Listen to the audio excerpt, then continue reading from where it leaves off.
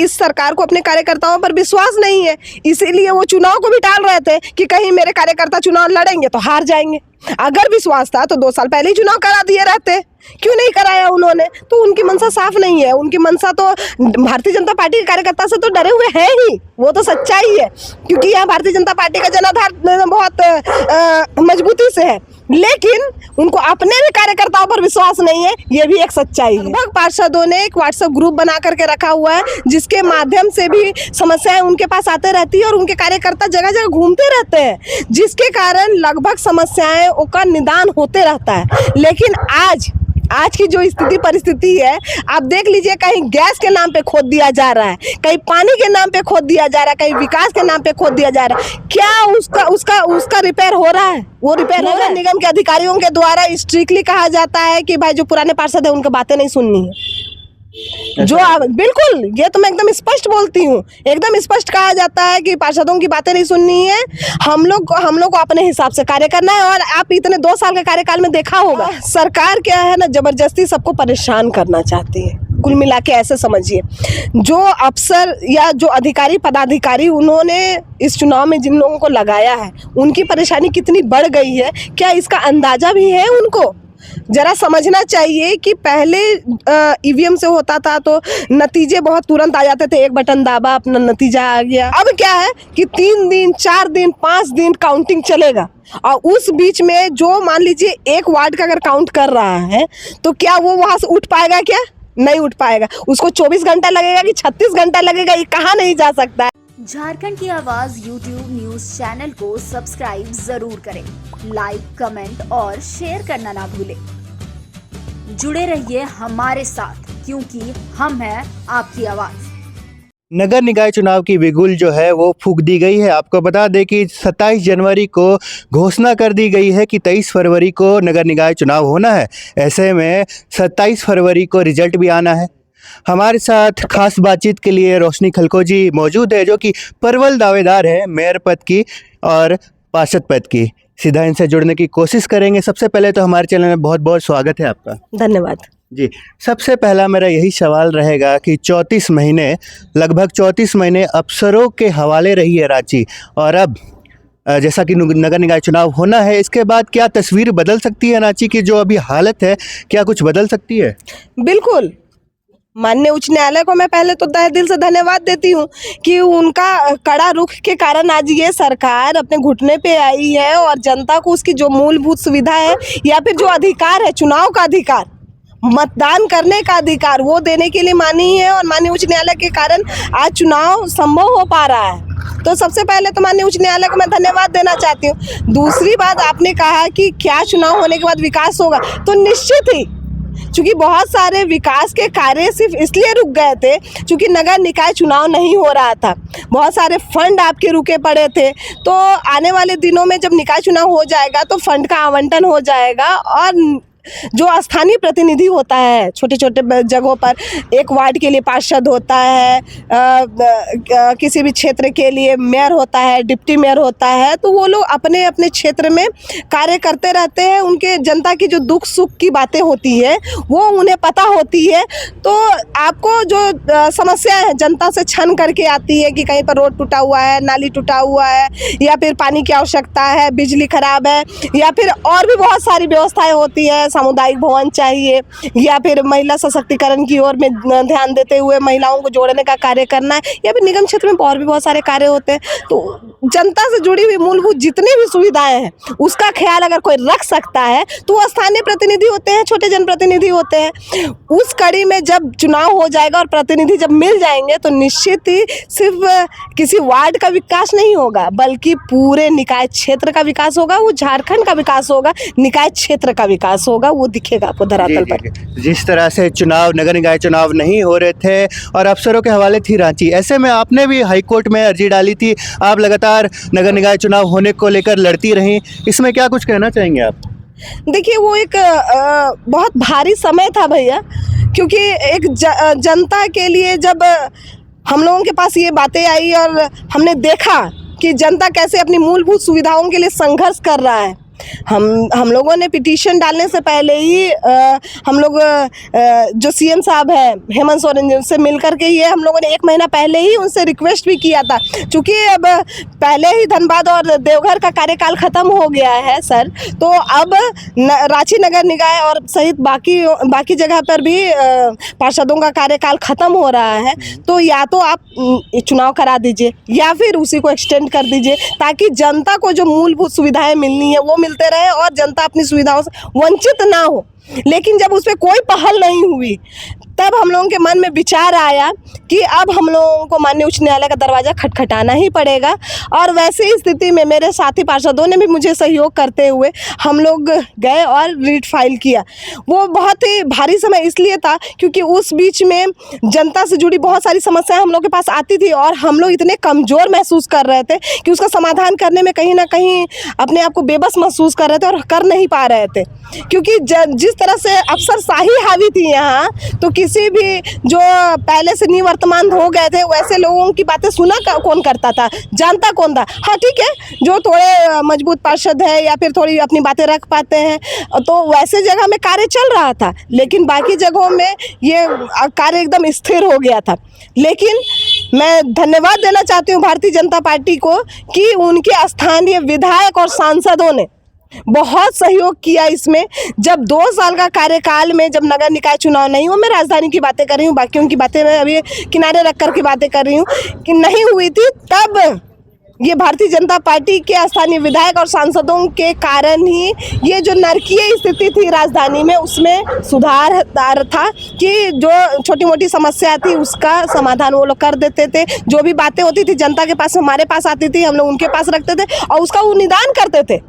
तो ये हम लोगों का सौभाग्य है। लेकिन अफसरों के पास अगर आप जाए तो आप जा करके वहाँ पर देख सकते थे कि आज भी स्थिति बद से बदतर कैसे है। आप राजधानी में सफाई व्यवस्था आपसे छिपी हुई नहीं है। जगह जगह बड़े बड़े कूड़े के ढेर आपको मिल जाएंगे। क्या स्थानीय प्रतिनिधि थे तो यही स्थिति था? नहीं। मैं बता दूं कि जहाँ तक विकास के नाम पर रोड को खोद दिया गया, क्या स्थानीय प्रतिनिधि थे तब ऐसी स्थिति थी क्या? नहीं थी। हम लोग अगर खुदता भी था, विकास के नाम पे खुदता भी था, तो उसे हम लोग जल्द से जल्द भरवाने का कार्य करते थे या उसे ठीक कराने का प्रयास करते थे। लेकिन आज उस पर कोई पहल हुई क्या? नहीं हुई। आज पेंशन के नाम पर बूढ़े बूढ़ियों का पेंशन को बंद कर दिया गया और उसके उसके बदले मैया सम्मान योजना चलाया गया कि महिलाओं को हम सम्मान दे रहे। तो बूढ़ा बूढ़ियों का सम्मान नहीं है क्या? उन लोगों का उनका सम्मान क्यों छीन लिया आपने? जो बुजुर्ग थे उन लोगों को तो दवाई का पैसा मिलता था भैया, कि जो पैसा आता था 2000 1000 जो पैसा आता था उसे वो दवाई खरीदते थे। आपने उसे बंद कर देने का कार्य किया। ठीक है, आपने महिलाओं को सम्मान दिया, मैं इसके लिए सराहनीय आपको धन्यवाद देती हूँ। लेकिन क्या सारे लोगों को महिला सम्मान योजना का सम्मान मिला क्या? सारी महिलाओं को आपने सम्मान किया क्या? नहीं। तो अब देखिए, लगातार जनता को छलता और छलाना ये सरकार की अब आदत सी हो गई है। चूँकि माननीय उच्च न्यायालय को लगातार 2 साल तक ये लोग ठगते रहे और कि हम लोग चुनाव कराएंगे करते करते आज समझिए 2.5 साल लगभग हो गया। तो जनता को और हाई कोर्ट को ठगते इन लोगों को इतनी आदत हो गई है कि अब समझते हैं कि झूठ में ही सारी चीज़ों का ये लोग आगे बढ़ना चाहते हैं। जी, जिस तरीक़े से आप कह रहे हैं कि रांची में विकास नहीं हो पाया, जी तौर पर जनता की ओर गया था और मैंने देखा था कि ना सड़क बन पाई है, ना नाली बन पाई है। नाली के ऊपर जो है कचड़े हैं उनको नगर निगम के कर्मचारी जो है साफ़ नहीं कर रहे, बस आते हैं, खाना पूर्ति करते हैं और चले जाते हैं। इन सब तमाम दिक्कतों से जो लोग हैं वो अभी जूझ रहे हैं। ऐसे में जो नववर्तमान वार्ड पार्षद थे, कहीं ना कहीं उन पर ही ये दोष जो है वो लाया जा रहा है, उन पर ही कहा जा रहा है कि पार्षदों ने काम नहीं किया। इसको आप किस तरह से देखते हैं? देखिए, किस तरह से निवारण होगा इस चीज़ का? ये मतलब मैं कहूँ कि जबरदस्ती आरोप लगाने वाली बातें हैं। जो पार्षद हट गए हैं 2 साल से, जिनका कार्यकाल खत्म हो गया है, उन लोगों का अफसर कितना सुनता है? आप जा कर के देख लीजिए। नगर निगम में अफसरों के पीछे पीछे जो स्थानीय प्रतिनिधि जो पहले पार्षद हुआ करते थे वो दौड़ रहे हैं, लगातार फ़ोन कर रहे हैं कि यहाँ पर आपका पानी बह रहा है। खुद हम लोगों ने भी कई बार फ़ोन करने का प्रयास किया, फ़ोन रिसीव नहीं होता है। जब हम लोग सड़क पर उतरते हैं, आंदोलन पर उतरते हैं, तब जाके उनके कान में जूं रेंगता है तो थोड़ी बहुत खाना पूर्ति हो जाती है कि सफाई हो गया, चापाकल बनवा दिए तो सिंटेक्स लगवा दिए। नहीं तो जहाँ पर थोड़े से कमज़ोर पड़ गए पार्षद, वहाँ तो कुछ भी नहीं हो रहा है। तो मैं पूछना चाहती हूँ कि आखिर ये गैपिंग क्यों? जनप्रतिनिधि जब थे तो ये स्थिति थी क्या? नहीं थी। सारे जितनी भी समस्याएं आती थी सारे समाधान हो जाते थे। और जो पार्षद सचमुच है वो पार्षद अपने क्षेत्र में विकास का कार्य क्यों नहीं करेगा? उसे जनता के बाद बीच में तो दोबारा जाना है, तो निश्चित ही वो दोबारा कार्य करेगा। ये समस्या तब आती है जब अफसरशाही जनप्रतिनिधियों के ऊपर में हावी हो जाता है, और ये तब होता है जब उसे सरकार का सपोर्ट मिलता है और जब वो सरकार को घूस देकर उस सीट पर आसीन हो जाता एक है। सवाल इसमें ये उठता है कि जब जनप्रतिनिधि जब अपना काम करते थे तो क्या ये सब दिक्कत नहीं आती थी? देखिए, जब जनप्रतिनिधि यहाँ पर थे तो आपको शहर की स्थिति ये नहीं थी। जी। सचमुच आप पुराना भी अगर उठा करके देख लीजिएगा, जो पुराने समय का भी जो समय था उसको अगर आप खोल करके देखिएगा तो आपको निश्चित ही नजर आएंगे। क्योंकि स्थानीय प्रतिनिधि जो पार्षद होते हैं या मेयर, डिप्टी मेयर होते हैं, वो जनता के साथ डायरेक्ट जुड़े हुए रहते हैं। समस्या रहती है उन तक डायरेक्ट पहुंचती है। लगभग पार्षदों ने एक व्हाट्सएप ग्रुप बना करके रखा हुआ है जिसके माध्यम से भी समस्याएं उनके पास आते रहती है और उनके कार्यकर्ता जगह जगह घूमते रहते हैं, जिसके कारण लगभग समस्याएं का निदान होते रहता है। लेकिन आज की जो स्थिति परिस्थिति है, आप देख लीजिए, कहीं गैस के नाम पे खोद दिया जा रहा है, कहीं पानी के नाम पे खोद दिया जा रहा है, कहीं विकास के नाम पे खोद दिया जा रहा है। क्या उसका रिपेयर हो रहा है? वो रिपेयर हो रहा है? नहीं हो रहा है। कहीं पर आप देख लीजिएगा कचरा का ढेर है, अगर वहां पर बहुत सारे लोग जागरूक है तो वो कचरा उठ रहा है, नहीं तो वो कचरा सालों साल वैसे ही रह जा रहा है। क्यों? क्योंकि जब वहाँ के पार्षद अपना कंप्लेन लेकर के जाते हैं तो स्ट्रिक्टली नगर निगम के अधिकारियों के द्वारा स्ट्रिक्टली कहा जाता है कि भाई जो पुराने पार्षद है उनकी बातें नहीं सुननी है। जो बिल्कुल, ये तो मैं एकदम स्पष्ट बोलती हूँ, एकदम स्पष्ट कहा जाता है कि पार्षदों की बातें नहीं सुननी है, हम लोग को अपने हिसाब से कार्य करना है। और आप इतने 2 साल के कार्यकाल में देखा होगा कि अफसर इतने हावी है कि हर बार जनप्रतिनिधियों के हाथ से कंबल वितरण हुआ करता था, आपको पता होगा। और ये पता होना भी चाहिए कि निकाय क्षेत्र में हमेशा जनप्रतिनिधियों के हाथ से ही कंबल वितरण होता था। लेकिन इस बार स्ट्रिक्टली कहा गया कि पार्षदों को इससे किनारे रखा जाए और जो कंबल का वितरण होगा वो वहाँ के सुपरवाइजर और सीओ कम्युनिटी ऑर्गेनाइजर जो होते हैं उनकी देखरेख में हो। तो मैं पूछना चाहती हूँ, जो बाहर से आया कम्युनिटी ऑर्गेनाइजर है, जो सुपरवाइजर है, वो कितने लोगों को जानता है कि कौन गरीब परिवार से आते हैं, नहीं आते हैं, कहाँ के हैं, कैसे हैं उनका परिवार, उनका रहन सहन क्या है, वो कौन है, जानते हैं क्या? वो रोड में कोई भी चल रहा है, जो एक बार कंबल ले लिया उसको दोबारा कंबल का लाभ मिल जा रहा है, जिसको नहीं मिला है उसको कुछ भी नहीं मिल रहा है। तो एक जो पार्षद होता है वो यही बताने के लिए होता है कि उनके क्षेत्र में किस चीज़ों की सबसे ज़्यादा ज़रूरत है, कहाँ पर नालियों की आवश्यकता है, कहाँ पर रोड की आवश्यकता है, कहाँ पर सामुदायिक भवन की आवश्यकता है, कहाँ पर कंबल वितरण करना है, कि कहाँ पर ज़रूरतमंद है, कहाँ पर बिजली लगानी है। इसी सारी चीज़ों के लिए तो पार्षद है। अब उस पार्षद को ही हटा देने का कार्य किए है, उस जनप्रतिनिधि को भी हटाने का कार्य कर दिए हैं। तो मुझे बताइए, जब समस्या और समाधान के बीच की कड़ी को आप हटा दीजिएगा तो जनता तो त्राईमाम करेगी भैया, तो वही हो रहा है। जी, कहीं ना कहीं ये राजनीतिक खेल तो नहीं है, क्योंकि 2013 और 2018 में लगभग 27 पार्षद जो थे वो भाजपा के थे, जो डिप्टी मेयर थे, जो मेयर थे, वो भी भाजपा के थे। तो कहीं ना कहीं पावर्स उनके पास रहती थी। क्या ये राजनीतिक खेल था?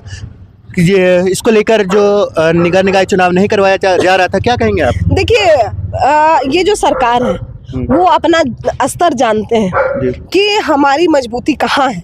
वो जानते हैं कि निकाय क्षेत्र या शहरी क्षेत्र में चूंकि उन्हें अपने कार्यकर्ताओं पर विश्वास नहीं है, मैं तो यही कहूँगी कि इस सरकार को अपने कार्यकर्ताओं पर विश्वास नहीं है, इसीलिए वो चुनाव को भी टाल रहे थे कि कहीं मेरे कार्यकर्ता चुनाव लड़ेंगे तो हार जाएंगे।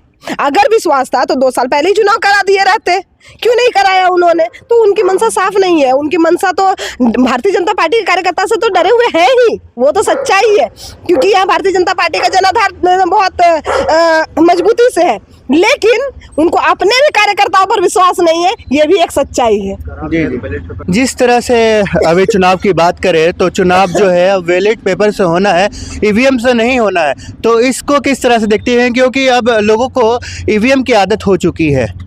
देखिए, सरकार क्या है ना, जबरदस्ती सबको परेशान करना चाहती है। कुल मिला के ऐसे समझिए, जो अफसर या जो अधिकारी पदाधिकारी उन्होंने इस चुनाव में जिन लोगों को लगाया है, उनकी परेशानी कितनी बढ़ गई है, क्या इसका अंदाजा भी है उनको? जरा समझना चाहिए कि पहले ईवीएम से होता था तो नतीजे बहुत तुरंत आ जाते थे, एक बटन दाबा अपना नतीजा आ गया, तो बहुत आसानी से मतलब एक दिन में ही सारी चीज़ें सलट जाती थी, एक दिन में ही सारी चीज़ें, सारी व्यवस्था हो जाती थी कि हाँ भाई चुनाव हो गया, सब आराम करेंगे। लेकिन अब क्या है कि 3 दिन 4 दिन 5 दिन काउंटिंग चलेगा, और उस बीच में जो मान लीजिए एक वार्ड का अगर काउंट कर रहा है तो क्या वो वहाँ से उठ पाएगा? क्या नहीं उठ पाएगा। उसको 24 घंटा लगेगा कि 36 घंटा लगेगा, ये कहा नहीं जा सकता है। उस बीच में उसको भूख भी लगनी है, उस बीच में उसको नींद भी आनी है। तो ऐसे में जो अधिकारी पदाधिकारी या ड्यूटी में जितने लोग लगेंगे उनकी परेशानी तो बढ़ेगी ही बढ़ेगी, साथ ही बढ़ेगी उनके भी कार्यकर्ता, जो भी प्रत्याशी लोग उतरेंगे उनके कार्यकर्ता होंगे, उनके भी समर्थित लोग उठेंगे, जो लोग उनकी भी एनर्जी झूठ में ही अनावश्यक क्या कहते हैं उसको खर्च होगी।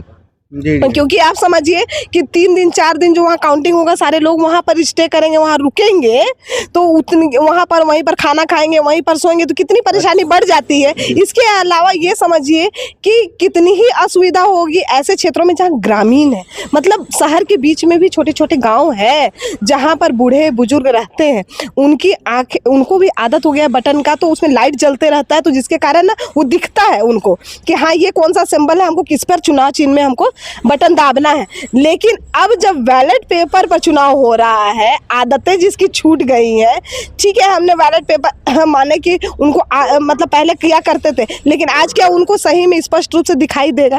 पहले तो उनको कहीं मोड़ने में गलती ना हो जाए, अगर मोड़ने में गलती तो भी वो इनवैलिड हो जाएगा, अगर उनको मोहर मारने में अगर इधर उधर हो गया तभी वो इनवैलिड हो जाएगा। तो बहुत सारे तमाम तरीके की परेशानियां आएंगी, तो इन सारी परेशानियों को देखना चाहिए सरकार को। और निश्चित ही जो ये लोग बैलेट पेपर पे करा रहे हैं तो इनकी नीयत भी हमको साफ नजर नहीं आ रही है। 4 दिनों में रिजल्ट भी घोषणा करनी है।